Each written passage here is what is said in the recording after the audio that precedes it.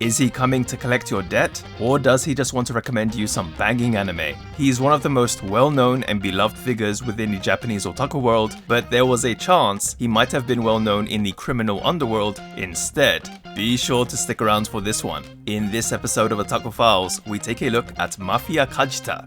Most of us outside of Japan may not be aware of some of the more interesting personalities within the Japanese otaku landscape, so I thought I'd do a little video series and try to shed some light on these individuals. This is Otaku Files. Out of all the famous faces of the Japanese otaku scene, I don't think there is someone that sticks out as much as Mafia Kajita. But make no mistake, if you're an otaku in Japan, you would most certainly know who he is. Kajita is actually a number of things: a writer, radio personality, actor, voice actor, and YouTuber. Besides having his own YouTube channel, he also makes up one of the hosts of Washagana TV, along with Seiyu Nakamura Yuichi, a very popular video podcast where they discuss many otaku-related subjects, do let's plays, and even have special guests from the otaku world. Kajita is actually so famous within the otaku scene here that he even has his own figure. If that wasn't enough to convince you, within manga there are even characters that were based off of him.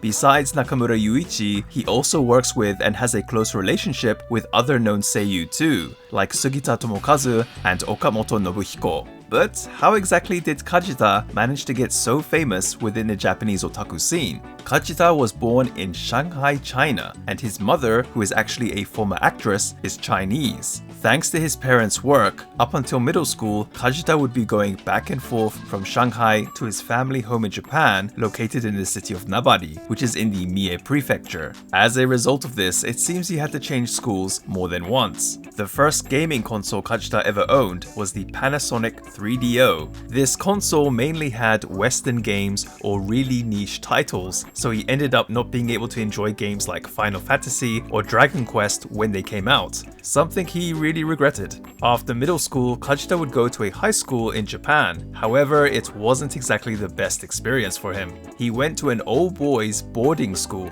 and a strict Christian one at that, which meant no games, no computer, and no TV. Basically, no fun allowed. Unsurprisingly, Kajita likens his high school to jail. On weekends, they were given a curfew, and within this limited time, he would walk 30 minutes to the nearest convenience store so that he could buy and read a gaming magazine to get his mind off of school. And it's actually through reading one of those magazines that he would come to understand you could actually make a living writing these kind of articles, and decided that he too wanted to be a games journalist. Being at that school made Kajita really hate things like repression and abstinence, greatly influencing his outlook on life, and probably his fashion sense too. One day, even though they were banned, he snuck in a laptop, and from his friend who was staying in another room, he borrowed a DVD of Evangelion. I bet those boys snuck in all kinds of things. In any case, watching Evangelion was life-changing for Kajita. Up to that point, he had always watched anime or played games without thinking too much about them, but it was through Eva that he finally came to realize that he was indeed an otaku. However, life at that boarding school really took a toll on him, and he started to hate everyone around him. He would reach breaking points around his second year, where Kajita would start becoming violent and would even end up turning away the few friends he had there. Angry and frustrated, believe it or not, this would lead to Kajita trying to decide one of very two different paths in life to take: to be a games journalist or a member of the Chinese triads. No, I'm not joking. Through an acquaintance who I guess knew members of the triads, Kajita actually had a meeting with them. Thankfully though, after giving it a lot of thought, he decided to give games journalism a chance. That would be the first and last time he ever met the triads.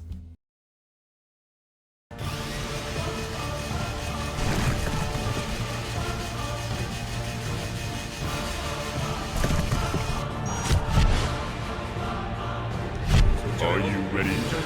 It's about time now. Are you really ready? Here I come. However, something would happen which would allow Kajita a lot more freedom to enjoy things like games and anime. He ended up, quote unquote, transferring schools. Like I previously mentioned, Kajita reached his breaking point, and probably related to this, ended up doing something around the end of his second year which forced the school to try and get rid of him. He doesn't give any specific details on what happened, but Kajita apparently told the school to just expel him. The school, though, said they didn't want to leave a stain on their record, so they decided to transfer him instead. I really wonder what he did. Kajita would end up going to a correspondence high school for his remaining years, where he would further divulge into his otaku hobbies. He apparently really got into the manga Skuru Ramburu during this time. He would also explore the world of anonymous forums and discover all the different conversations people were having about things like games, anime, movies, etc. After graduating high school, he decided to study games journalism at a technical college called Bantan Game Academy. And it's there that Kajita would be introduced to someone special, Sugita Tomokazu. Yep, they go that far back. It was through Kajita's senpai, aka senior, that the two would meet, but it seems that Kajita didn't know initially who he was. Despite that, the two really hit it off, talking about things like Rosen Maiden. This would be the start of a very long friendship which lasts even to this day. What Kajita learned through that technical college is that there was a lot more to being a journalist than he thought. You needed to do a lot more than just write. You needed communication skills in order to conduct interviews, you needed to actually go to places to gather information. But he felt like this was really the path for him to lead a normal life. He would practice how to have conversations with people using lines from gyaruge, which are essentially games where you interact with attractive girls. Kajita would also make an effort to talk to his classmates regardless of who they were. As a result, his classmates would start approaching him more, and he would even start getting invited to go places. This was despite him looking like, well, a yakuza. Kajita really put in a lot of effort at that technical college, and it really showed. He apparently even won some awards, which all connected to him gaining more self-confidence. The biggest turning points for him would come during his second year. An editor for the Japanese video game website 4Gamer named Ono would come to his college as a guest teacher. During break time, Kajita would boldly ask Ono to let him be a writer for 4Gamer. Maybe Ono admired his determination, but he would invite Kajita to take an interview with the editor-in-chief a few days later. Despite it being a real job interview, Kajita apparently wore a white tracksuit to it. The gaming industry in Japan is known to be fairly loose, but even he thought there might be a chance he'd be thrown out. Luckily, the editor-in-chief was a pretty open person. He agreed to give Kajita some work. Kajita's first piece for 4Gamer would be an article released in 2007, covering the online game Shin Megami Tensei Imagine. After graduating from his technical college, he would continue to get work from 4Gamer as well as get involved with other projects too. One of those projects though was something even Kajita didn't see coming. You see, 4Gamer would be involved with doing an article on Sugita Tomokazu's radio show, Sugita Tomokazu no Anigera Didun, or Anigera for short, and Tomokazu would end up asking Kajita to appear on his show. Kajita doesn't know why he did, but obviously he must have left quite the impression on Tomokazu. This would also end up not being a one-off thing, as he would show up on Anigera again and again until he was basically a regular on the show. Apparently on Anigera, he was using the name SP Tanaka. Although Kajita was gaining a certain level of fame as a writer, it was being a part of Anigera that really increased his fanbase, as listeners would end up wanting to read his articles and vice versa. Kajita believes it's thanks to Tomokazu that he managed to get to where he is today. He went from someone angry with the world and considering to be a member of the Chinese mafia to being a well-known and respected gaming journalist who works with one of the most famous seiyuu in Japan.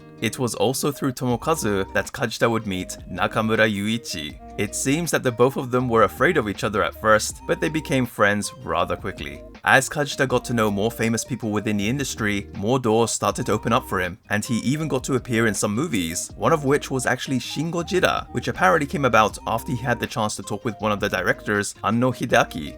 Pretty cool. I'll put some links in the description box below so you can find out what Kajita is up to now. Anyway, that's going to do it for this video, guys. Thank you so much for watching. Feel free to leave me your thoughts and opinions in the comment section below, along with any suggestions for future videos. I don't see many people outside of Japan talk about Kajita, so I thought he would be an interesting person to cover, but I didn't think his story would be as inspiring as it was. Definitely a pleasant surprise for me. Also, sorry this video took so long. I've actually had bronchitis for the past 2 weeks, so it's been really hard to talk. But anyway, thank you again guys for watching. Take care of yourselves. Peace.